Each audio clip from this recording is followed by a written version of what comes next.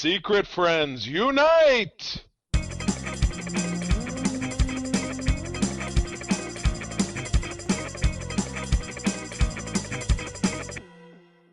Welcome to the Secret Friends Unite podcast, episode 421. This is your guide to the geek side, and I am one of your hosts, Todd Oxtra.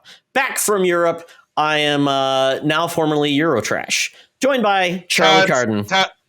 Todd's European vacation with that much less awkward. Didn't Rusty get in some tryst in that? So with like some punk like French girl or something. I haven't seen that movie in a long time. Yes, Rusty tried to pretend to be an adult. I haven't seen that one in years. I think that was the last like really adult vacation movie. Right. The rest were like PG-13. Yeah, when you get to Christmas Vacation, it was kind of dumbed down. There was no raunch in it. No. So in the movie where they had Todd the Uppie next door. So welcome back to the USA. Yes. We had great things happen while you were gone that you already know what they are, so I don't have to talk about them. So we can keep this podcast apolitical. But great things happened. Yes. Yeah. Europe was great. Went to Venice, Austria, and Germany. It was hilarious. I got to see some movie posters in the German, which was fun. And I did get to see some US TV, German, dubbed, which was very odd and very entertaining. Some very unique European, like old European movies that were just really bizarre and crazy. And I saw this weird puppet show with kids being entertained in Germany. Also very odd. That's all I'll say. But it was a great trip. Had a lot of fun. I'm still jet lagged. I'm so glad to be back. It was an awesome trip with my son, seeing his band perform in 3 different countries. It was an amazing experience for the whole family. And my wife probably would never want to be a chaperone ever again, is all she'll probably say. Oh boy, bunch of raunchy children with all their hijinks and whatever. I did music trips when I was in high school, because I was in the choir. We went to Chicago, we went to Toronto, and the gem of the gem, we went to Detroit. So yes, very exciting. Yes, we didn't go anywhere like Europe, so that's absolutely spectacular. The experience of a lifetime. So that is, he got to do his backpacking across Europe before he turned 18 and without a backpack, or not living out of a backpack, which I would imagine is the worst part of backpacking across Europe, is that you're a hobo basically. Yeah, you got to rely on the kindness of strangers, hostels, and public transportation. Not a good plan. I've seen those hostile movies, and that's a big thumbs down. But anyway, speaking of a big thumbs down, and I have to commend you on getting these great covers. So we have an issue number 21. Well, Charlie, before we get into the cover, we got to thank our Patreons, man. Oh my goodness! Well, you don't know what you got, and I don't want to say till it's gone, but you never want to take it for granted. Yes, you're absolutely right. We would be nowhere in our burgeoning endeavors without our awesome Patreon squad. Our big hitters are of course on the Best Buds level, our friend Jamie Prinky, and on the BFFs level, Sean, Stella, and Henry Nias, right there in Minnesota. My dear friend Missy Merchant, frequent contributor to our network, and her friend Annie Milliken. So thank you, all of you, for supporting us. We got some great new content coming your way. Todd, you missed it, but you'll be on the next one. April and I did record a bad trip to the movies yesterday about Showgirls. It's going to be awesome. It's coming out on Saturday, and then next installment is going to be the 3 of us talk about Wing Commander.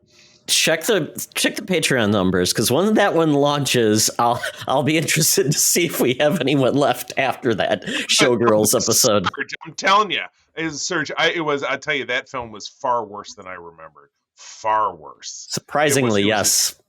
It was a joy for us to talk. It was fun, but yeah, if you're a Patreon listening to my voice, you will get a chuckle out of listening to that. But unsurprisingly, very adult subject matter, so just be aware. Not for the kids.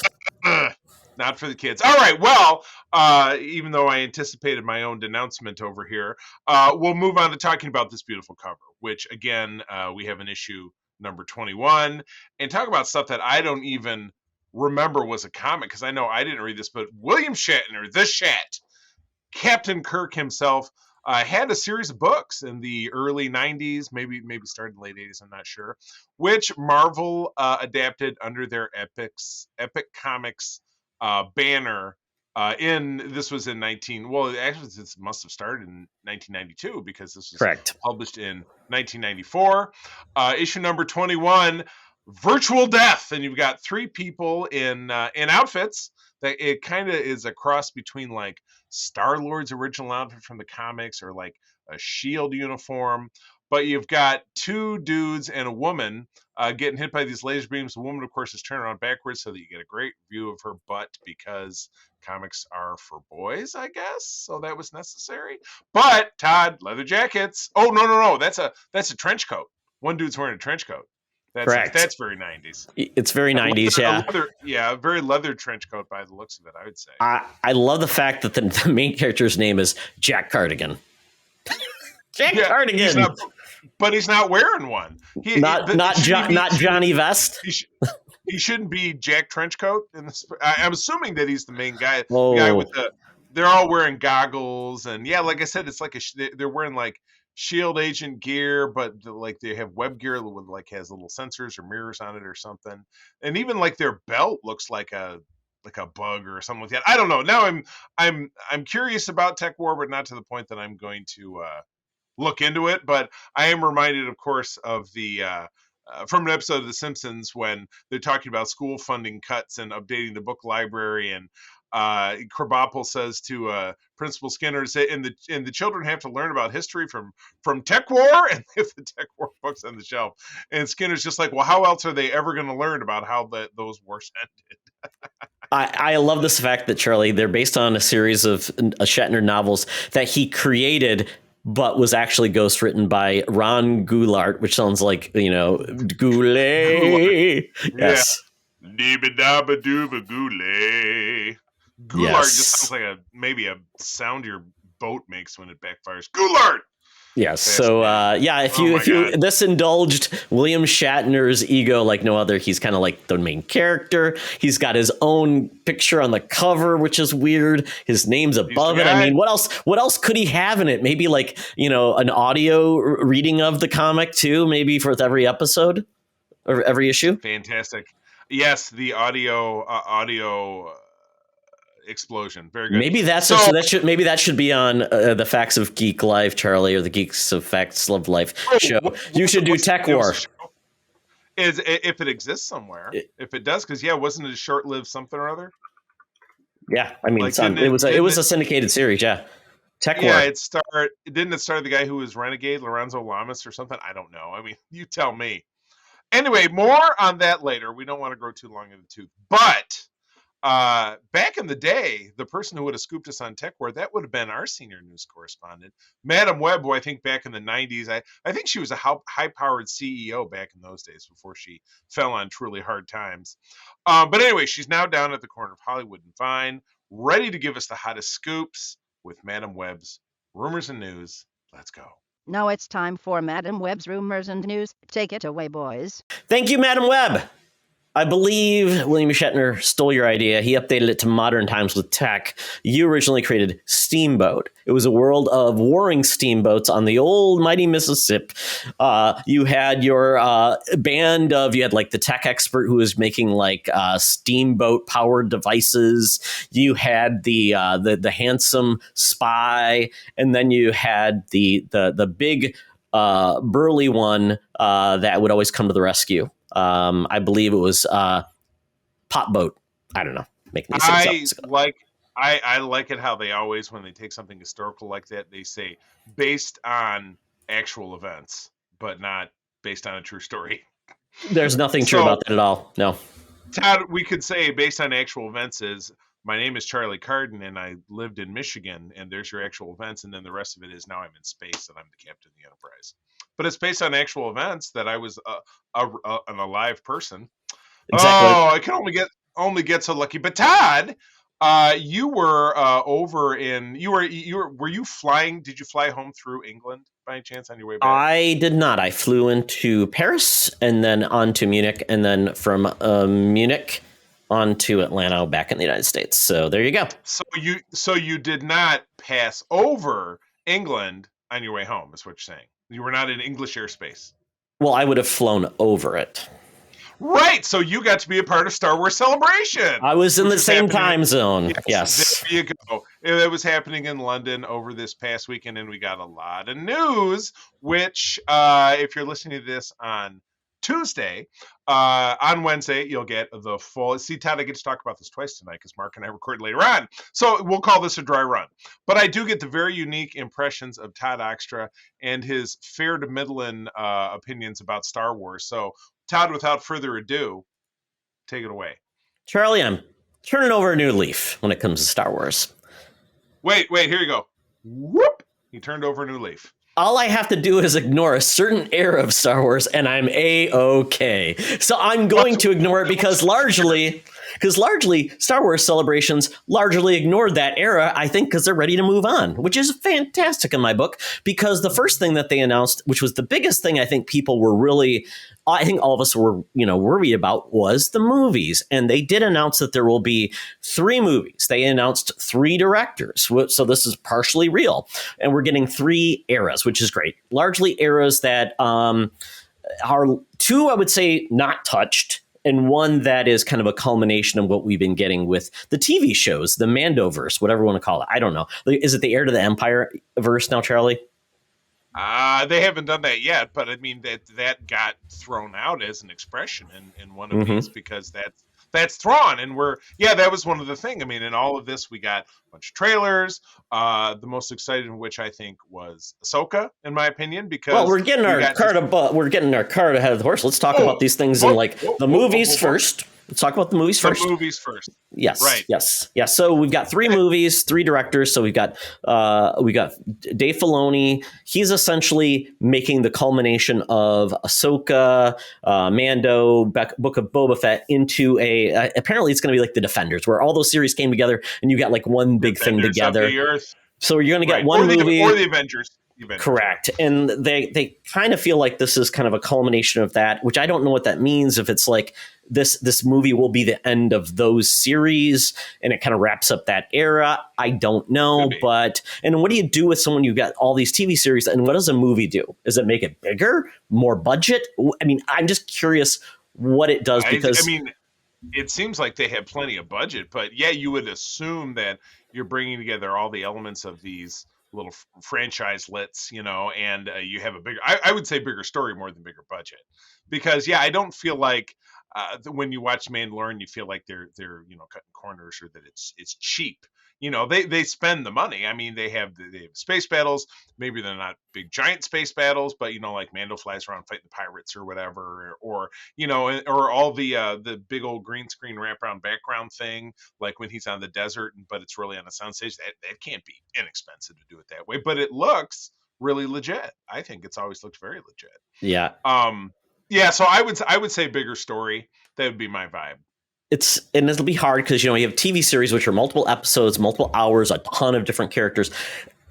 That's going to be hard to pull off, because how do you then say all of these characters are now coming together and you have 2 hours on screen, and how do you justify it? Because nobody's going to get enough screen time. It's going to be hard to really satisfy fans that are really into it. So we'll see. Maybe that's just something where it kicks off something else. But that one's kind of the most obvious one. The 2, though, I think neither of us saw coming, were James Mangold's film, which is essentially taking place. Guy. Snick. Exactly, he's doing Indiana Jones. This is taking place at the very beginning of the Jedi, 25,000 years before anything ever happened. This is like the Old Republic, I guess. Now, it's even older. Is it? I was going to say maybe I have to talk that through with Mark if this is truly KOTOR. This is like pre-KOTOR, because I don't remember exactly when KOTOR was set. But you're right. I didn't feel like it was. It was thousands of years before, but yeah. Well, and this is still thousands, but is this more thousands? You know what I mean? That's lots of thousands, yes. 25 of the thousands. It's many of the thousands. Yes. And that's all we know. It's just the beginning, and not much has been told, but Mangold is a great director, and once again, brought him out on stage, so someone can't say, well, they never mentioned. No, these things are all happening. Once again, Charlie, what do we say? Until we can see a trailer or we can buy tickets, right? We don't believe it. Yeah, That's just the thing. I don't know if having someone making an actual appearance means that it's really happening. But it stands a better chance of happening if they've said, like, and here's this guy. It's not like, here's an erroneous report that, they didn't bring Patty Jenkins out, did they? They did not bring her back out. Yeah, they didn't bring her on the air. They're not willing to die on that hill or really kind of stick their neck out that far. So exactly, I think that's significant. Yeah, and then the last movie that was announced was Sharmeen Obaid-Chinoy, who directed Miss Marvel, the Marvel series. The series, okay. Correct. He's making something where I am very pleased by this, and I think a lot of people also are. The rise, basically. Our friend John is, absolutely, because he loves Daisy. Yeah, so we're getting a post-sequel trilogy movie carrying on with at least one of the characters, which is Rey. Right. And she's going to be a Jedi Master 15 years later, and it's going to be a jump forward because it's not real time 15 years. I hope it's not 15 years after, because that's, 10 years away still from now, so hopefully sooner than that. It's been almost 10 years since that first film. So at least she will have aged appropriately.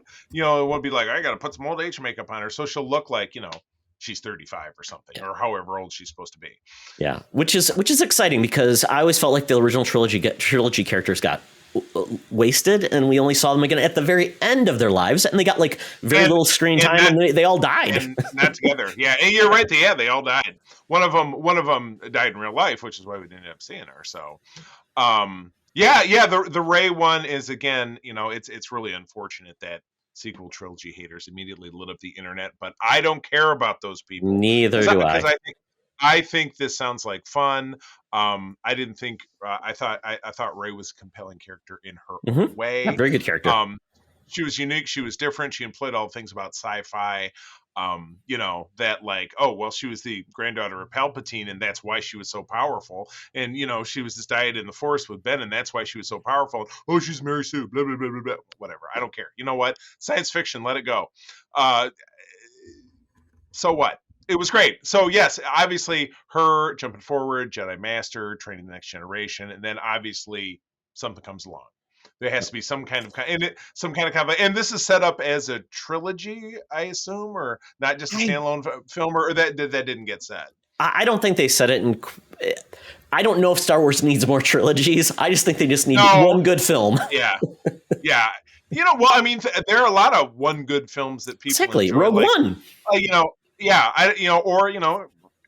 Raiders of the Lost Ark was not set out to be a trilogy, but it was successful, so they made another one. Star Wars, if the first Star Wars bombed, there would have been no trilogy. But no, Indiana Jones is a trilogy, and now we're finally getting the fourth movie, Charlie. Fifth movie. Fourth movie. Oh, that's right, because that thing in 2008 never happened. It'll be interesting when we get there how they gloss over that why there's no Shia LaBeouf. Exactly. I can't wait. I think it'll be the best. He moved back to Indiana. That's all happened. Yeah. He came from Indiana. I didn't catch that part. He made it up. Oh, I know. Sure, why not? Indiana Jones isn't what it's all about. Indiana, I'm from Indiana. No, it is not. But okay. All right. So what happened after we learned about the movies? I mean, you're on a roll. Go for it. Yeah, so more TV, and this is really kind of in order of things happening, I think. Star Wars Visions is getting a second season. We knew that was happening. We got the trailer for it. I love this because it's more global, more different types of animation, stop motion by the guys who do Wallace and Gromit, which is great. I love it, yes. Comedy, it looks like really good. We've got CGI, we've got traditional animation, we've got some weird plushy stuff. It looks good. I think it looks awesome. And there's going to be a lot more variety, which I think a lot of people were wanting from Visions Part 1. And it comes out May 4th, which makes sense. May the 4th. Exactly. Correct. So pause for station identification. Sorry. All right. Yes, I'm very excited. And then the big buzz for me, because again, it was a trailer and it's a project that we've known about for a long time, is Ahsoka. Meow, meow, meow, meow, meow. Yeah, you got the whole gang. You got the Rebels gang in effect. Now, we did see, and I kind of rolled my eyes at this one in a recent episode of Mando. They gave us the big green guy. What the hell? Or the big purple dude. Yes. I'm forgetting his name too. But they retconned him into a recent episode of Mando, so we've seen him. I'm so embarrassed I don't remember. But now we see everybody. Griff. No, Grebo? that's Carl Weathers' character's name is Grief. Gengar? Bangar? Gengar. I Bangars don't know. Bangars and Mash. You have some of that overseas. But anyway, we have Hera now. We have Sabine. Of course, Ahsoka is back as well. I think we see a hollow of Ezra. But he's the big church. And we get Lars Mikkelsen becoming Thrawn in live action for the first time. He voiced him in the Rebels cartoon. I want to go back and watch Rebels again because I'm fired up about this. I don't know that I can crank through all 4 seasons, but maybe I'll talk to Mark about this. We'll do a little curated, here's your top 5 greatest Rebels episodes to get you ready to watch Ahsoka. That would probably be a good way to swing it. Zeb, thank you. Oh my, yeah, I knew it was like a 3-letter kind of deal. So yeah, they very erroneously threw him in a recent episode of Mandalorian, which he didn't belong, because at the end of Rebels, they get what are they doing now? And he went off in a distant part of the galaxy and reconnected with people from his planet, and it didn't show him being a pilot in the New Republic. So I thought that was kind of a cheap move, but whatever. I'll mention that when we talk about that. Give him another 10 years. Maybe decided he was tired of that and wanted to hang out at a bar. Yeah. Sure, why not? People don't take vacations in the future, Charlie. Come on. Well, now when it's a war, and where do you go? Does everybody go to Canto Bight? Exactly. So anyway, this comes out in August. The trailer's out there now, and it'll be 8 or 10 episodes, I'm assuming. Yep. Without leaning into it real hard. Mando's almost over because we're on Mando episode 6 or 7. Pretty much, yeah. Is there 9 episodes in that or not? Okay, cool. Yeah. There have been 8 typically. So yeah. Okay. Yeah, I mean, this is cool. I mean, I thought it looked great. And Rebels, I liked. I didn't watch it all. I didn't get to really delve deep. But so a lot of those characters I'm familiar with, and that's neat. I like it. I'm totally fine with this. I'm good to go. I'm excited. And it sounds like it's open for more seasons. So this isn't like they're saying it's only one. So the Todd extra stamp of approval is I'm fine with that. I'm fine. We got to finally get around to our merch, Todd Extra. I'm fine with that. It's allowed. You're right. One of the panels that I watched the celebration was for Kenobi, and everybody's like, "Who's there going to be another season? This and that." And I'm like, I have said that I really don't want another season. Kenobi was great as a limited series, where this Ahsoka could be great as an ongoing series because absolutely it's wedged in that Mando timeline, which is still 20, 25 years before the sequel trilogy, where all kinds of shit could happen. Where with Kenobi, he's painted exactly into a corner. What else is he going to even do that would make any kind of sense? That's why I just don't do it. Please don't. Only unless he's like a minor character and it's other characters introduced in Kenobi that go off and have adventures, and he helps find other Jedi. Maybe that's the only thing. And then it's not Kenobi. Then it's like it's O'Shea Jackson Jr.'s Rebel Cell wacky adventures. That rolls off the tongue too. That's all I got. All right, what else we got? So then they basically brought out some new details about the shows we don't know much about yet. They don't have clear dates, probably 2024. Skeleton Crew, we're finding this is by the guy who did the Spider-Man movies, is behind this, and it's essentially an Amblin-esque Goonies type of young kids with a Jedi, and that is now what I'm blanking on his name. Jude Law is going to play a Jedi. So we don't know much about this. The era it takes place, I believe, is post Return of the Jedi as well era. Okay. So when Luke's doing his thing, so this guy is one of Luke's lieutenants or whatever? He might be maybe looking for Force-sensitive kids. We don't know. Or maybe he stumbles upon them on an adventure and he finds 4 kids. They have an adventure. Maybe they look like maybe One-Eyed Willie's involved. We don't know.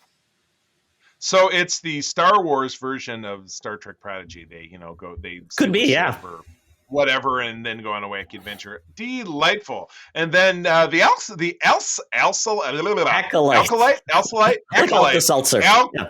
Alka-Seltzer. Okay, yeah.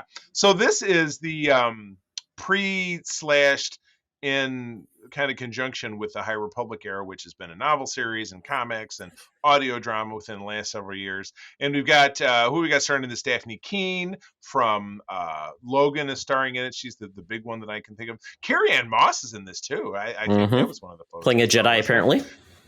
Yeah, so yeah, this is right for, and we didn't really get a date off of this one, did we? Though we're assuming with even this far 2024. into the year, everything is mapped out for 2023. Just like with Star Trek, we've got everything mapped out. So Yeah. that's something we didn't add to our news, was talk about Star Trek news, but that's okay. Yeah, I mean, it's going to be. It's weird that they build this as Frozen meets Kill Bill, which I'm still like, when it's a musical and their sisters involved, and yeah, Frozen Kill Bill. Ouch. Frozen. yeah, God, it's a weird mix. But this is definitely about the emergence of the Sith. How basically this is starting the downfall of the Jedi, which could be a very cool era. We know we're going to get a Wookiee Jedi. And this is going to be more told from the side of the antagonist, which is a cool thing to do in Star Wars. We have not got that yet. So this is really cool take. This is great because it's going to be a Jedi focused series, because that's the era of the Jedi. And we'll see probably a lot of flaws in the Jedi's thinking, but we're hopefully going to see some cool adventures with Jedi at the height of their power, because we really have not gotten that in Star Wars. That'd be a lot of fun. Right. Cool. All right, and quick bites. Bad Batch ending, Todd. Season 2 was great. That's all I'm going to say. Where season 1 was kind of a meh, season 2 was a banger. Tales of the Jedi 2. Tales of the Jedi was okay. I guess they had a couple of segments that were worth watching, in my opinion. And then, Todd, you loved Andor, but we knew we were going to get a season 2, and that's going to be on Twitter. Well, and yeah, it's only one season, or one more season, which is great. 2024 summer, and I think that, once again, hopefully we're in full bore, and it's the Rogue One. It's right before Rogue One, I believe. Yeah, exactly. So maybe it's him and K2, and they're doing their stuff, and it's everything. Yeah, they didn't make Alan Tudyk didn't make an appearance, so that's interesting, because that was the big thing. Like, he was supposed to show up. It was too early in the chronology for him to show up as K2. So, but yeah, and then new trailer for Indiana Jones and Turn On the Radio to the Dial of Destiny. Awesome. Get a little bit more framing of what everything's going on. You find out that the Fleabag actress, what am I drawing a name on? The goddaughter, Helena. Phoebe Waller-Bridges. Phoebe Waller-Bridge. No, not Bridges. Not the Bridges in Madison County. She's the daughter of Toby Jones, who you see in the World War II sequences. So obviously a new character, not somebody that we thought it might have been, like Marcus or something like that, right? Right. So you find out that, the two of them, Toby Jones and Indy were mates back in the war. And in present time, which is 1969, if I'm not mistaken. We got a Stones. We got a Stones song in it, right? So then, it's weird. Like, he's dealing with hippies now, dirty hippies and Nazis. Yep. It was Sympathy for the Devil, and you see Indy passed out in front of his little tiny TV with his TV dinner, and then we're also get a return by John Rhys Davies as Sala, who looks just as old as Indy does. I think that's all we get for returning characters. No Marion, no Mutt, his son and wife. No short round. No short round. Unless that's the big reveal that they went back and no Kate Capfield. Kate. I don't think there was ever a chance we were going to get Willie Scott back in these films, but anyway, I'm fired up. Yes, I know Harrison Ford is old as hell, but they have done everything to pack into these trailers to make it look extremely exciting. So I think everybody's got some goodwill towards Indy again, and you know what? I'm all for it. I really cannot wait to see how this ends. And they did confirm that this is the end of Indiana Jones. Yes. Which they did tease it with a potential program on Disney Plus, and it's fine. And to coin a term from Todd Oxtra, if it's over, I'm fine with it. It's okay. I love Indy. I'm enjoying my new Indiana Jones Marvel Legends style action figures. Got a little collection over there in the corner, and they had a build an artifact, so you collect these 5 figures, and you got the Ark of the Covenant, which is really cool because 2 of them you had. It was the guy dressed in black leather, Major Tote, with Renee standing over it right before they opened the Ark. They didn't release the other guy in his melting face, but hopefully that'll be an ad back in the future. But maybe it's cool figure. Maybe it's you can put wax on it itself and then just skull. The Major Tote guy had a swap out head. He has a melted head. That's his other one. That is not the one I have. I want a melting action, like you actually, like you tell kids, just borrow your parents' lighter and melt the face. Yeah. There you go. Yeah, because that's the absolute worst of it they could have with a lighter. Okay, so out of news from Star Wars Celebration, now we're talking about Leo Spider-Man, or Miles Spider-Man if you prefer. New trailer for Across the Spider-Verse, which we're getting in June, if I'm not mistaken. I believe so. Cannot wait. That movie was pretty fantastic. In 2018, we had this is Across the Spider-Verse. The first one was Into the Spider-Verse. Sorry, Into, Across. Will the third one be Underneath? I have no idea.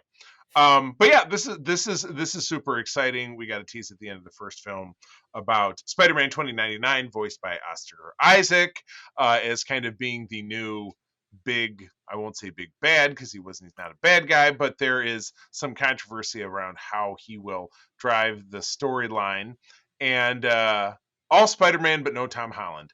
Unless you took him in here somewhere. No, they did make a joke about it, though. They did say, did you hear one of the quotes? Yes. Yeah, I see he goes, Doctor Strange, yeah, Doctor Strange and the little nerd back on Earth, 19999. That's a lot of nines. 9.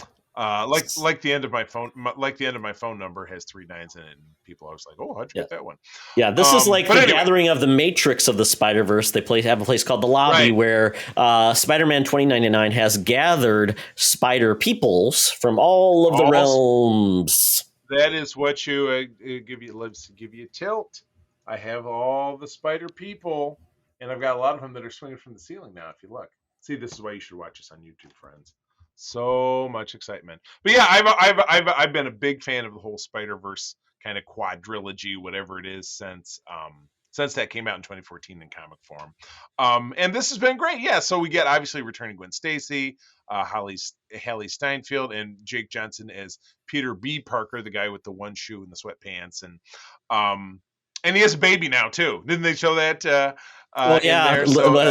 May Parker. Yeah, Mayday Parker. Was it Mayday? Yeah, Mayday. Yeah. But we're getting Jason Schwartzman as the Spot, which is Spot. That was so weird. Of an 80s Spider-Man villain, yeah. And Daniel Kaluuya is Spider-Punk, which is a great character that I've loved since those times. Rachel Dratch, Greta Lee, Shea Wiggum. So just a lot of really, really great names. So this should be fun. And Todd, you, John, and I are getting to the point where we've got to put our quatloos down on the summer movie wager. So the question is, how big is this one going to be? I'm wondering. Ooh. I mean, animation pictures we've often found that they have a ceiling. Sometimes they do, and sometimes they don't. When you throw into the mix, the Flash is coming out, but so much bad press with Disney. Is that going to affect anything? How's Indiana Jones going to play out? How is a lackluster performance of Marvel movies going to affect Guardians 3? So could this end up being the summer of Spider-Man and Indiana Jones? I don't know. It could. I mean, look what the Super Mario Brothers movie is doing. Like one of the biggest 5 days of any movies ever for a video game animated movie. And Spider-Man is huge. So I mean, I could expect this one to just be a leap over the last Spider verse movie and really expand it, because I think people really it caught on with a lot of people, and this one's big. Audiences are back, and kid movies are not always that available, so this could be huge. I'm very excited. So that is on June 2nd. So I watched this one just before we came down here, and this just came out over the weekend or whatever it is. Blue Beetle movie. It's starring one of the kids from the new Karate Kid TV show. Took me a minute to figure that out. And George Lopez, who I've always been a little lukewarm about George Lopez, myself personally, but whatever. He's the Latino Tim Allen. There you go. And it's funny because if you look at Tim Allen, George Lopez, they both have kind of a shady life at times off screen, so that kind of fits the bill. So this is spinning off of the last time that anybody heard anything about Blue Beetle, and this isn't really an incarnation of that, was back in Smallville. And it wasn't really this iteration of the character. So this is a young Latino boy, LA, I'm assuming, who stumbles upon the Black Beetle, or the Black Beetle, the Blue Beetle, which is an apparatus that, as you see in the trailer, overtakes him. And then it's a nanotech suit that flies him into orbit. And at some point, he'll obviously end up having to fight a villain or whatever it is. But this does not doesn't really spin off of anything that we saw in Smallville or anything else. And he's fighting Susan Sarandon. Yikes! Hey, it's about time somebody took her out. She's really trying to take over the world. Susan Sarandon. The time has come. She has been a menace since Rocky Horror. There's no doubt about it. So, and he certainly looks nothing like this animation of Ted Kord, who was the original dude. So, I'm feeling at the very least we'll get some kind of Booster Gold tie-in, because I think of the two of them together. But this is fun. Now, this is the first, because they were talking about this on a Weekly Planet today when I was listening. This is the first kind of untouched piece of, or the first thing really being released or at least pretty close to when what's his butt took over, the new guy, Sean Gunn. James Gunn. I mean, this one, he said it's kind of like can stand on its own. It's not really going to have ties to the rest of the DCU movies, which is a good thing at this point, because I think this will be a crowd pleaser. The trailer seems to be gotten people's attention. This is the first Latino superhero highlighting in his own movie. Very cool. Yeah. And he's a newer character. He came out in 2006. And essentially it's got ties to the Heritage Blue Beetle character, Ted Kord. And this is really tied to Kord Industries. This device gets out. So it's a mix of Spider-Man and Iron Man is the best way to put it. So it's kind of a cool mix, and it just looks like a lot of fun. I'm excited for this one. I do like Miguel. I like the cast, and this should be a lot of fun. For sure. Well, good. And then next we have Secret Invasion, which you've known about. The MCU property over on Disney Plus is going to be coming out this summer, but we're not sure. Did we get we got a trailer, but it was like, did it say, oh, it's coming out in the summer, or it's coming out in August or something? It was very vague. It was very vague. It just said 2023, which is like, okay, it's coming. Okay. Yeah, because we haven't had. That's a year that we're living in. I mean, we're getting Guardians of the Galaxy in May, so then we have this movie. Loki. We have Loki as well. Obviously with Jonathan Majors, all his his craziness, which is going on. Which who knows? They haven't said anything since charges were brought against him, or allegations. I mean, I'm guessing this could come after. I mean, I don't know how things are going to ramp up, and this one looks like largely it's on its own. Besides Nick Fury and Colby Smolder's character, I don't see anyone else from like a superhero sense, someone else that you're familiar with beyond Ben Mendelsohn and his Skrull. Oh, and Rhodey's in this too. Yeah. And Rhodey's in this too. Oh, right. There you go. And so we're seeing Nick on the run, and which is, he always kind of is. And this article you linked talks a little bit about the Fantastic Four. So is this going to be dipping a toe in the water and here's Reed Richards working on something or other? That could be kind of cool. Could they introduce a character from the Fantastic Four or something to tie it in through this as a series and then launch the movie? It could. That could be neat. I don't know, man. Sounds kind of wild. So I'm looking forward to that. And once again, our mutual friend Jonathan Sear, who's very, very excited about seeing anything that Emilia Clarke is in, is all in on this. So that's enough for me. All right, next property, next story, last story is about something that I've never been particularly enthusiastic about. So next. Did you see the movie? I did. Okay. Didn't do it for me. Okay, got it. So I could get that because Scott Pilgrim is a big thing for a lot of people. It was a cult classic. It came out as a graphic novel that was a very different type of graphic novel, almost kind of reminded me of like manga in a way. And I heard about it on a TV show a video series I used to watch called The Totally Rad Show. They talked about this comic. They said this is a really cool comic that is different than anything you probably have ever read. And it's really about a loser named Scott Pilgrim. He ends up seeing this girl in his dreams who's delivering his packages, Ramona Flowers. And essentially it's a series about Scott having to defend or beat all of Ramona's exes. And it's very over the top anime, video games, all of those things. And Edgar Wright directed the movie. And his panache. I like Edgar. Yeah. I mean, and the cast of this movie is phenomenal. A fantastic cast. Jason Schwartzman. Schwartzman. You've got, America's Ass. You've got, lots of cool people. You've got a Superman in this movie. And essentially they're bringing, but not a super ass. No. Superman. Correct. But great characters, great music, just a really fun movie that the visuals are amazing. Edgar Wright was great. This is like his second big movie that he did. Because of that, people still, they made a video game as well. So this is a really popular series that just has grown over the years. People just love it, and it continues to find new audiences. And they are now making an animated version of this, which is very cool. And Charlie is so choked up by this news. I'm back. I just did it. It's you're back. Everybody heard your cough, so yeah, there you go. But yeah, they're bringing back. Nope, you did not. So there you go. No, I did. I was looking right at it. It's muted now. Well, I heard your coughing. So. There you go. You could hear it through time. You could hear it through time and space. Oh well. Enjoy the antics of our podcasting. Maybe I'll edit it up. Maybe I won't. It's a bonus. People enjoy. But they are making an animated series of this. It's going to have all the original voice cast, and the creator Brian Lee O'Malley is going to be involved. The only thing that's going to be missing is Beck will not be back to write new original music, because he did that for the movie as well. And it's Netflix, so timing on this is probably 2024.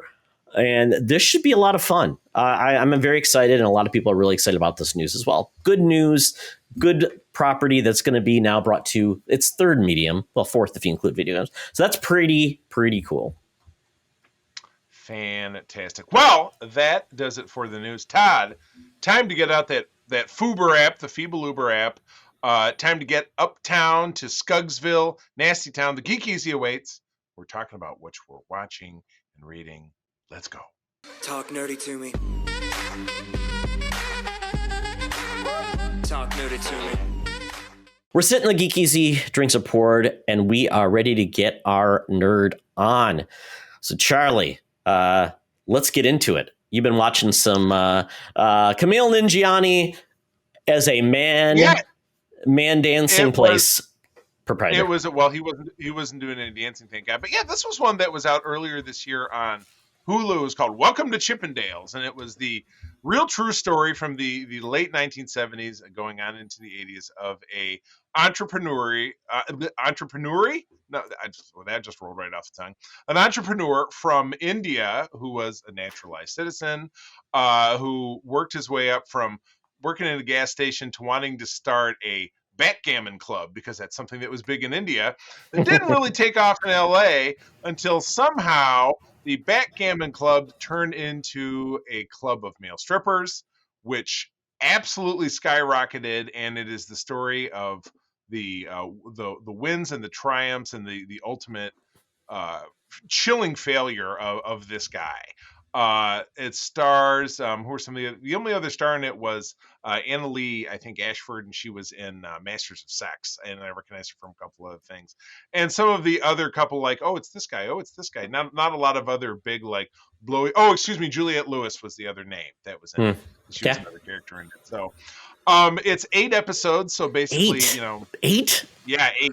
Yeah. Wow, that seems like a 2-hour made-for-TV movie, to be honest. It could be, but it was more fleshed out. It's not like wasn't like, Studio 54, which like, it happened here and then it was all over. The main part of the story kind of ended and then there was a time jump at the end. And then, not being familiar with the story, it ended in a way that I thought was really surprising. And you found that Kumail Nanjiani's character, who was ultimately the villain. Sorry to spoil it for you. Makes a big sacrifice, and that was actually not something I saw coming. So I think it's worth watching. I'm not going to say a hell of a lot more about it, but I enjoy the period piece stuff, because we have enjoyed, like, we love, Daisy Jones and the Six, which was, again, that was a period piece bit that was set in Los Angeles. We watched Almost Famous recently, kind of same thing. So I love stuff from that time period. It always and again, based on true. That's what we can call this episode, based on Yeah. true events. Pseudo documentary, but it's entertaining. Right. Right. I mean, I saw the part of the 2020 special on this, so kind of Right, the real which is also on story, Hulu, yeah. which was kind of entertaining, and I was watching some of that, so I'm like, I got the gist of it, and it's like, that's what I'm saying. 8 episodes, really? I mean, I get it. It's drama, different storylines. And they explored a lot of the darkness that was around the you would expect because it was the 80s and drugs and sex. And 4 hours of Speedos, Charlie. That's really why you stuck around. 4 hours of Speedos, you know that I did. So I'd recommend it. Again, it's on Hulu. So Todd, the Mandalorian. Oh, you're gonna let me fly solo on this one? Well, I'll talk about it too. I just thought of one I added as well. So gotcha. So Mandalorian, kind of say what you will, they're ambling their way slowly to a point. Which this most recent episode, take it or leave it. There was some fun stuff in it. Mando, after in the time did we talk about kind of he and Bo Karen are squatted up and they're part of the covert right now, and they're finally settled on Carl Weathers' planet. So that's what happened in episode 5, I think. We're on to 6 or 7 now. And now they're, it turns into Mando mission of the week. They go to this planet where they can find Axe Woves, who is one of the characters from last season that Mando met, because he's running, he's got the ship that Bo Karen and that everybody took from Moff Gideon at the end of last season.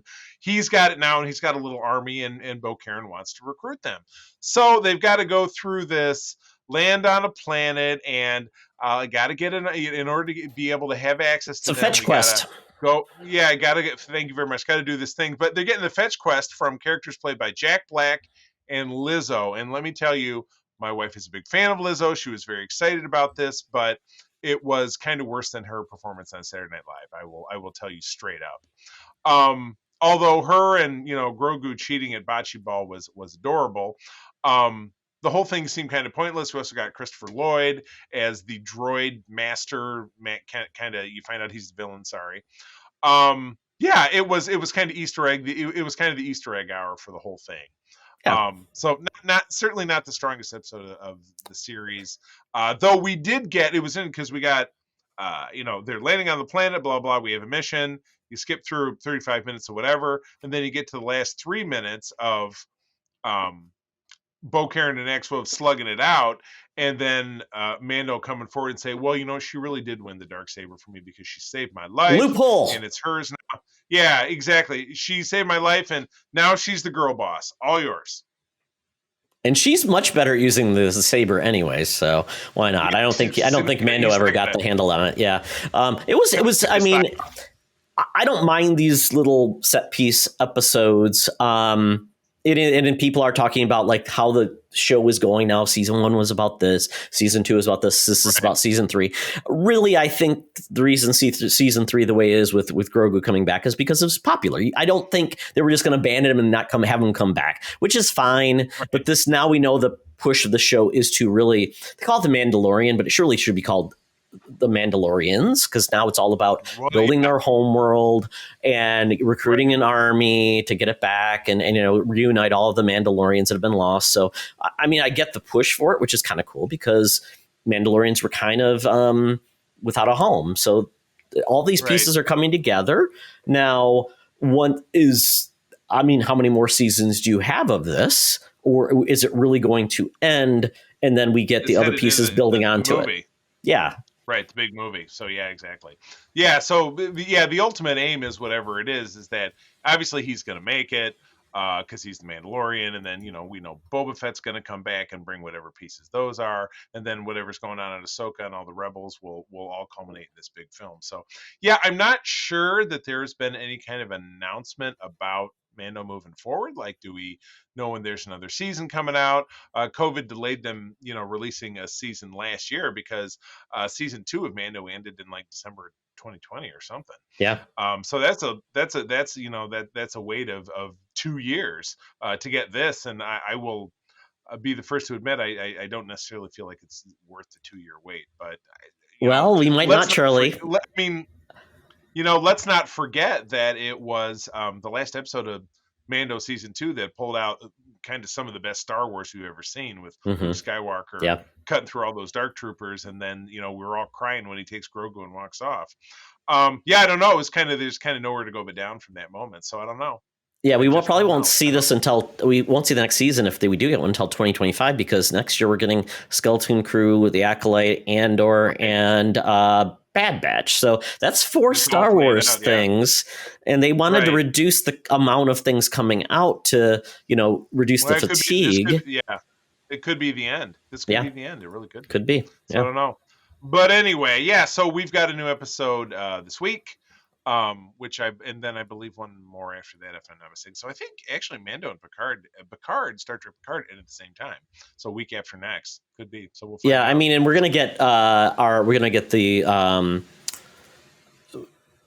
Gus Fring is coming back, so we know that. So there is going to be a dramatic point, and which I'm glad to see that once again, a big bad, and where's that going to go? That could be fun. We'll see. Right. We shall. But Todd, you have now. Are you watching all of the movies, or are you like, I'm just going to go with the top 3? I mean, are you all in?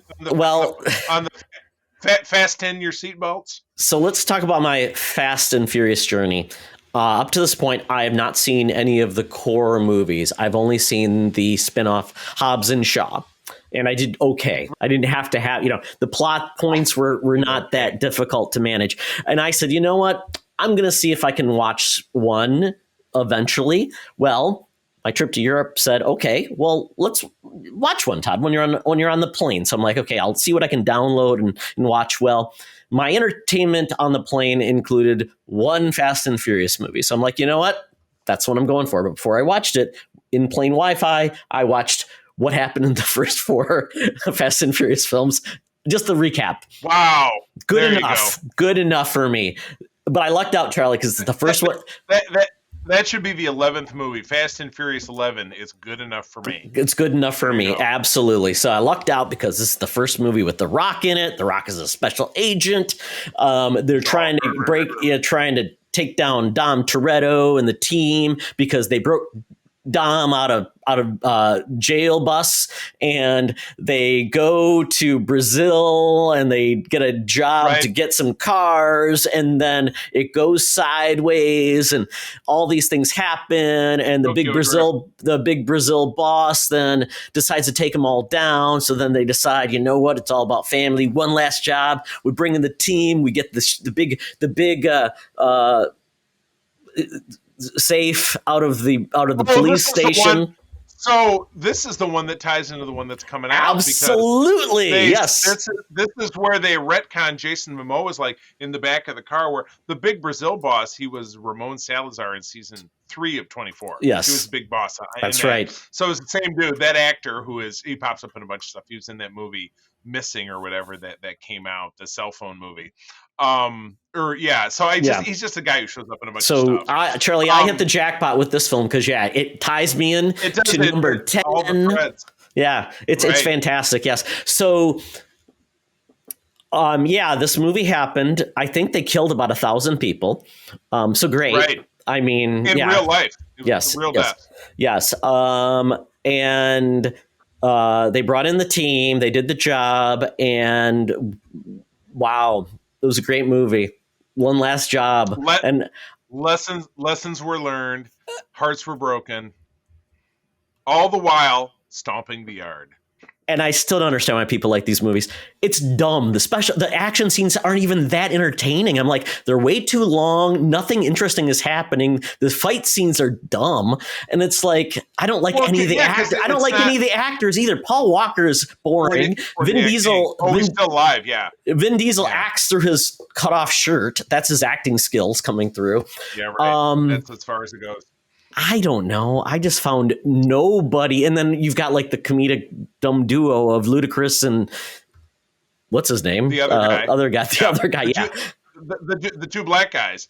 Ludacris and the other black guy. And right? I don't think the Yeah. cars were that great. I mean, there was no cars like, oh, that's a great looking car. Yeah, They don't have one that they don't have one that looks like a spaceship or whatever. No, Yeah. not until you get to Fast 9 and they fly the Fiero into space. So this Watch just out. tells me that people just go to these movies because it's dumb and they can turn their brain off and Right. just see things explode. Totally get it. I totally get it. And That's why April and I have a whole show dedicated to bad movies, because it's moronic. It's You dumb. just do- You don't have to I mean- invest anything in it. I mean, It's the great. Transformers movies were like that too, but they eventually, like, people saw through it and like, oh god, these movies are just bad. I'm moving away. And people Yeah. just seem like want more of it. It's like that guy Right. just shoving like Homer with the donuts. More. Oh, Homer more, the donuts more. in hell. Yeah, Yeah. Homer. Exactly. This is yeah. Fast and Furious is the Homer in hell with the donut machine of movies. Exactly. So I might Boom, see put it up 9, there. Charlie. I might see 9 just to prepare I mean- myself for it. Seeing the Fiero in space, you got to. It for someone who espouses dumb fun in movies, which we're going to talk about in a moment here in the Thunderdome. I think you owe it to yourself to basically, this is the Taj Mahal of stupid movie franchises, and this is the Taj Mahal of that Taj Mahal is seeing a Fiero in space. You can't cut yourself short of the Fiero in space. No. Well, so I just all. have to watch YouTube 6, 7, and 8. Just recap those from YouTube, and then Right. I'll see 9 because I'm sure it might be available somewhere. If I have to pay for the movie, I think all bets are off. No, I feel like I know we have 8 because my mom used to buy them and give us the codes. And I'm not sure about So it's your Those are mom's all to on blame HBO. that they keep making these movies. Yeah, it's just her. It's the $8.99 she paid. Okay. to buy the DVD. Well, we'll see. We'll see where 9 comes along if I'm really bored or something. I need treadmill, activities. Oh my Oh, gosh. well. Yeah, so that's that. So, folks, watch it if you want. I'll Please. allow it. Please do. Yes. I'll allow it. Which led me to, once again, I'm in the airplane looking for things to watch or occupy time on an 8-hour flight. It's a long time. And then there was a show that I always wanted to watch, and I never did, and that is the sitcom New Girl. Zoe Deschanel, Right. Jake, That's some of it, was it Jake Johnson, the Spider-Man? Jake Yeah. Johnson. Yeah, And- Peter B. Parker. Yeah. Yeah, and Damon Wayans' son was in one episode, and then he left, and he eventually Right. comes back. Yeah, I never watched the show before, but I heard it was cute and funny and fun. So I did. I watched like the first 10 episodes, and I'm like, oh, this is actually a lot of fun. I like the characters. It's goofy. It is Zoe Deschanel is just doing her thing, just being silly and making fun. And Quirky girl. yeah, quirky girl. Yeah. And so I really enjoy it. And it's just fun. It's just like every episode is something different. All the characters are a little bit different. They all complement each other very well.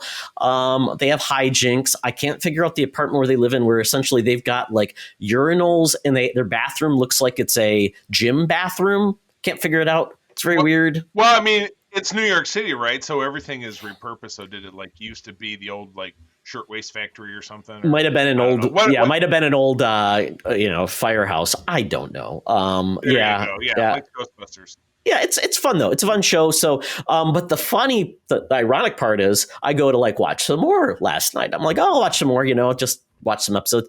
It's now removed from like everything. It's not on Netflix anymore. I'm like, where the hell's the show? Somebody's got to own it, right? Nowadays with streaming. Yeah, Well, right. apparently it's coming back. It's leaving Netflix and it's going to Hulu and Peacock, but not until the 17th of April. So it's like there's a week literally where the show is in limbo. Oh my! We went to go watch Showgirls after I had it pinned on my Paramount Plus list, and it was gone. And then so we had to find it on Tubi, which means we had to watch it with commercials. Which, to be honest with you, the commercials were welcome. It broke up the excitement, but it was still yeah, oh my fully R-rated though. Oh, that NC-17. It was the Perfect. NC-17. Isn't that great, Charlie? Like Yeah. it's like back in the old days when you had like R-rated movies, they were edited for television and content and Right. length, and they had commercials. Now you get all the This fun one- of that, but no editing for content. It was beyond gruesome. Like I said, join our Patreon and listen this weekend. You will hear all about it. Yeah. So New Girl and the reason I brought up New Girl because it's what I would call goofy, dumb fun. It's not the best show in the world. It is goofy and fun, kind of like some of my other favorite sitcoms are just dumb fun. They're goofy, they're weird, little off-putting. So in some senses, and they're just fun characters. So that is it, though, for the Geek Easy. So Charlie's dying right now. Yes. Oh, I can't take it. The fun is too dumb. I quit. But anyway, we're gonna dig a little deeper into the dumb funnery down in the land down under, in front of the mutants, and Tina in the Thunderdome. Let's go. Welcome to another edition of Thunderdome! Thank you, Tina. We're sitting in the Thunderdome where the mutants have been gathered for a topic or a game to be entertained. And this week, because you heard my love of dumb fun, sometimes it's good dumb fun, sometimes it's just bad dumb fun. When dumb fun goes bad or good. Yes, and so that's kind of like how do we define dumb fun? Because it's not that way for everybody. So that's really kind of breaking down, and then we can give some examples of what dumb fun is for everybody. I mean, another way could be comfort food, but comfort food is often a little bit different. It's typically something you watched a billion times. But sometimes dumb fun is just something you saw once. You're like, that was a lot of fun. You don't need to watch it again. It was just one of those wheelhouses, or you might recommend it to somebody as something you just want something mindless and dumb, but it's entertaining. You might like it, might become your next favorite thing, but it's typically low stakes. But it's not, like I said, it's not your favorite thing you've seen a billion times. I would say that's different. Comfort food is something you put on because you've watched it so many times. So dumb fun's a little bit different than comfort food. Everybody's, The Office or Friends or a Marvel movie or Star Wars, Star Trek, whatever it is. Yeah. Yeah. I mean, dumb fun. Yeah. And so I would say for a rule of dumb fun, oftentimes it's something that people intended to be great or important or critically acclaimed. Or like something that didn't go right and it just didn't turn out. Or it's something that sometimes it's something that it knows what it is and it just is just embracing it and just goes all in, like full nonstop idiocy. And we're just doing what we're doing. And then sometimes it's something that kind of does the whole loop, but it's like starts one way, goes another way, and then comes back around like, oh, wow, that was different, but I liked it. But it made you feel dumber at the end. Yeah, I really feel like I was the lesser for it. So like Dumb and Dumber, or good lean into that. All right, so what are some classic examples? Because again, you coined this, and I'm just going to have to roll with you because I wouldn't say I was totally prepared to give my own unique spin on like here's 10 great examples. Like get me rolling. We've already been talking about Fast and Furious. We've been talking about the Transformers movies.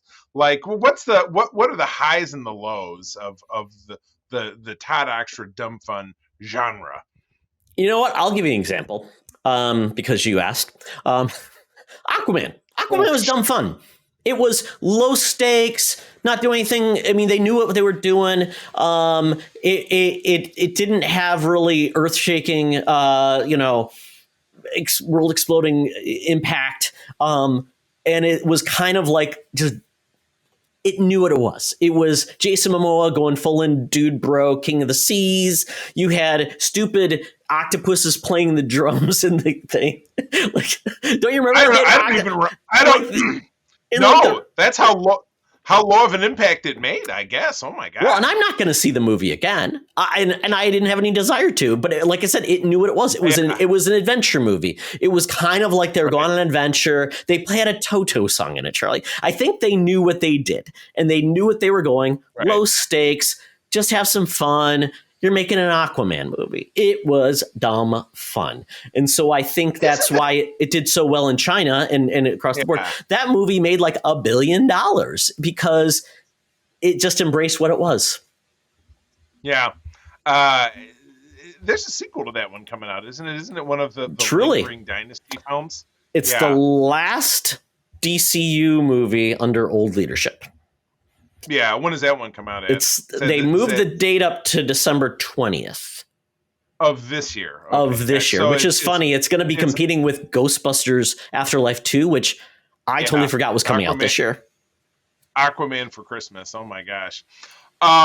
Okay, so and you was potentially an example of a unabashedly unironic, was supposed to be great, but it wasn't. If we're still sticking in that same genre vein, how would you label Batman versus Superman? Because didn't that movie feel like they were trying to do something really like it's spectacular, you know, and we're setting up, you know, all these things that follow it. It just really failed. Was it fun or was it just dumb? Oh, I think that's one of those things, Charlie, to your point, where it's somebody thinks he's so smart and he's Right. really not. And it turns out that way, like Zack Snyder. I think Zack Snyder thinks he's a genius. And he's more And like I think Tommy he's not. Wiseau. Oh, hey, Batman. Exactly. Not to offend anybody. If you like those movies, it's fine, but it's not Right. great art. It's Yeah, there are plenty of people out there, and a lot of the cosplayers I used to work with who really thought those movies were spectacular. yes.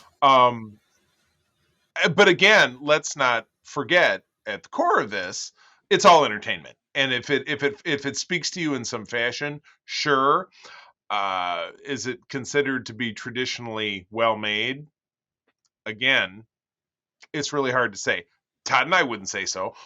We liked Man of Steel, but that was in some ways the apex of everything shooting straight down ways for that film franchise. Were any of the rest of them any? But none of them were really like fun to watch. No. It wasn't like and Batman's it's not like any of the characters had great chemistry. There was any funny ha-has like any of the Marvel films. But okay, so take us back to something a little bit more pure in your example of dumb fun. You were talking about Fast and the Furious. Does that go too far to be fun? Is it just dumb, or is this like, oh yeah, okay, I mean, I can understand why a lot of people say, like, they go, it's dumb. Like, I would say, like, when we were having the conversation, like, why do people like the movies? Katie and a bunch of the other folks in the group were saying, because it's cars and that. And for them, it's dumb fun because they don't take it seriously. They just want to go to something low stakes and something's going to blow up and it's fine. I mean, it's like Smoking the Bandit, dumb fun. I mean, Cannonball Run, dumb fun. I think of like those comedies. I mean, or like Stripes or any of those, or Meatballs, or any of those. Like so yeah, I mean, like a comedy that I would say was kind of dumb fun was I don't know if you remember this movie, Mystery Men. It was that like, oh yeah. That's dumb fun. It's not good. I think it kind of knew what it was, and it embraced the dumbness of it, and I think that's what made it entertaining to watch for me, but it was still dumb. I mean, Pee Wee Herman, and you had Ben Stiller and a bunch of other folks, and it was based on a comic book. And, I think it became kind of like a cult classics. A lot of these dumb fun movies do become cult classics.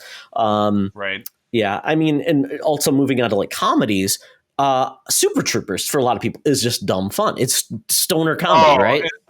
And that's one I know that just really rubs you the wrong way, or so you've always said, like, oh my God. I couldn't get past the first 15 minutes. I'm like, this is the dumbest thing in the world. And it's not making me laugh. So the guy I was watching it with, we watched it like, nope, turn it off.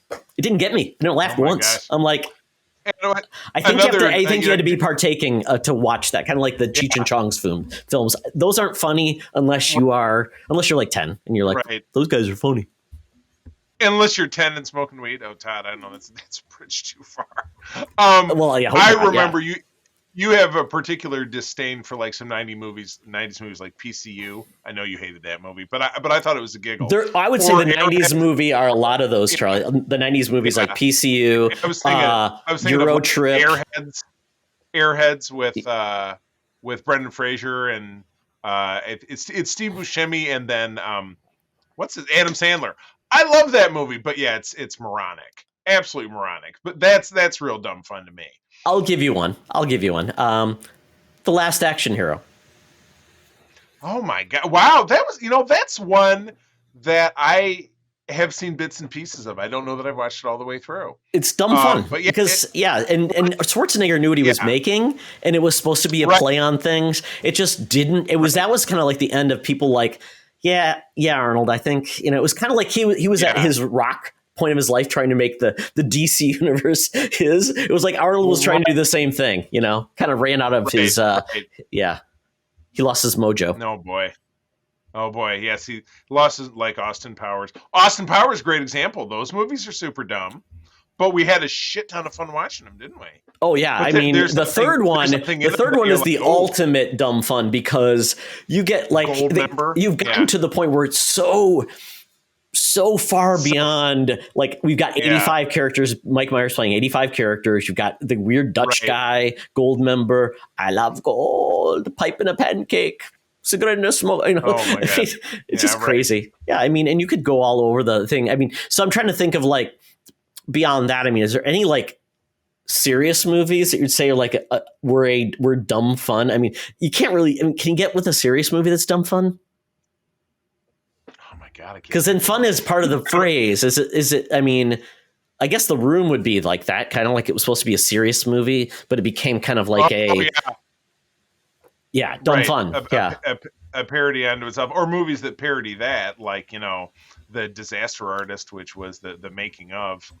Wasn't that the name of it, The Disaster Artist? Where that's how we all learned about it in the first place? Because I didn't know anything about that before. Yeah, I think so. Yeah, I mean, maybe another one would be like Howard Stern's Private Parts. You know, the book with him. Dumb fun. Right. I think he knew what he was doing. Low stakes, like a biopic. He played himself. Right. Yeah. It was fourth wall breaking. Him kept talking to the camera. Yeah, exactly. So, yeah, I think that's definitely a good example. Without a doubt. Are the Star Wars prequels dumb fun? I mean, when people edit them a certain way, they are. Yeah. I mean, George really thought he was, you know, fulfilling his vision making those films. But again, you know, especially on Holocron, we know a lot of people who absolutely revere those. So I don't know. What about the Star Trek animated series, Charlie? Is that dumb fun?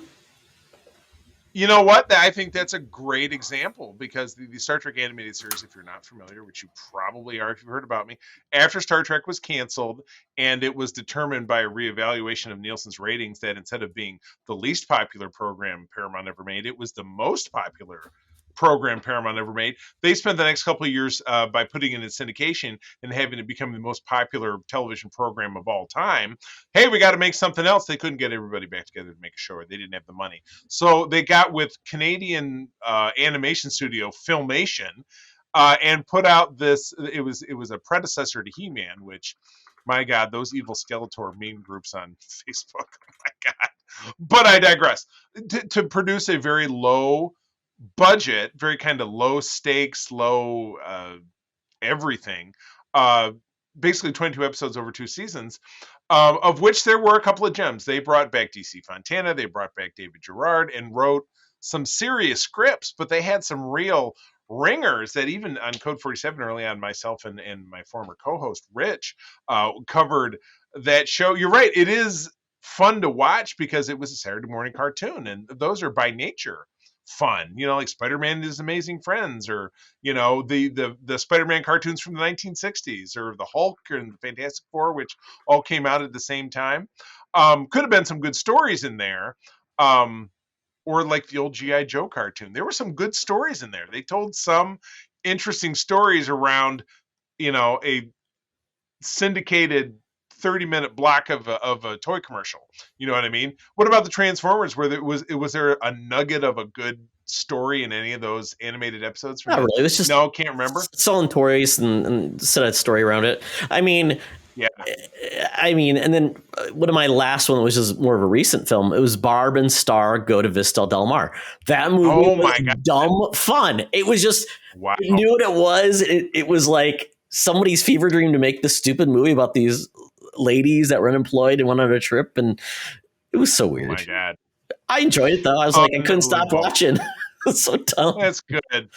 Oh my God. Well, to wrap it up, I would simply say, unless you had any further thoughts on the subject, all of this that we do is very subjective.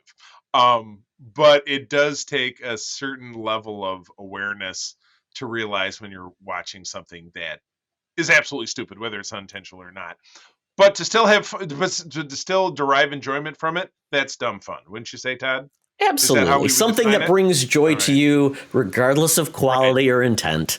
And it's probably something you probably won't watch again because you got out of it. You love it and leave it. That's the best way to put it with dumb fun. Yeah. I tell you, I certainly don't watch movies again like I did. There's just so much content. But yeah, I can't tell you, especially since the end of the high times of the Marvel films, of anything that I ever really rewatched, but certainly never go through and subject myself to watching, you know, all of the Final Destination movies again. There you go. There's one.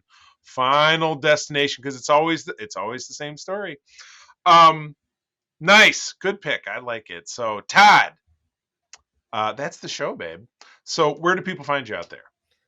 For my personal stuff, go to Twitter. I'm out there connecting with folks and having a good time. And then, as always, check out our Secret Friends Twitter at Secret Friends U. Go to our webpage. Go to our Discord group, join the fun there, and also go to Patreon to check out what we're doing at patreon.com/Secret Friends Unite. And when you're done listening to this podcast, you know what? Go to your old podcast service. Give us a review, people. We'd love it if you did, because it lets people know that you enjoyed it, and it also gives us feedback if you have something that you'd like us to cover or something you'd like to change, or if you'd like to close down the Geek Easy and let us go to a new restaurant. We are always open to ideas. No, to upgrade the Geek Easy. And you mentioned Patreon, which you can reach at secretfriendsunite.com/Patreon. Thank you again to all of our Patreons, but certainly our top tier folks. Couldn't do it without you. You can find me out there on the internet, largely on Twitter, at the C3. Go ahead and spell it out. My lovely wife in April and I do run the USS Grand Petoskey. That is one of the biggest chapters of the International Star Trek Fan Club, based here in West Michigan.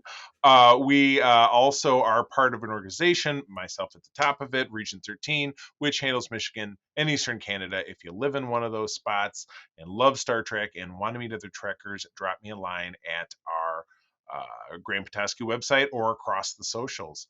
But that's it for us, friends. As always, thank you for joining us. I'm going to tell you that sharing is caring, and to keep on trucking. Be the hero, not the villain. In a truck. I love gold.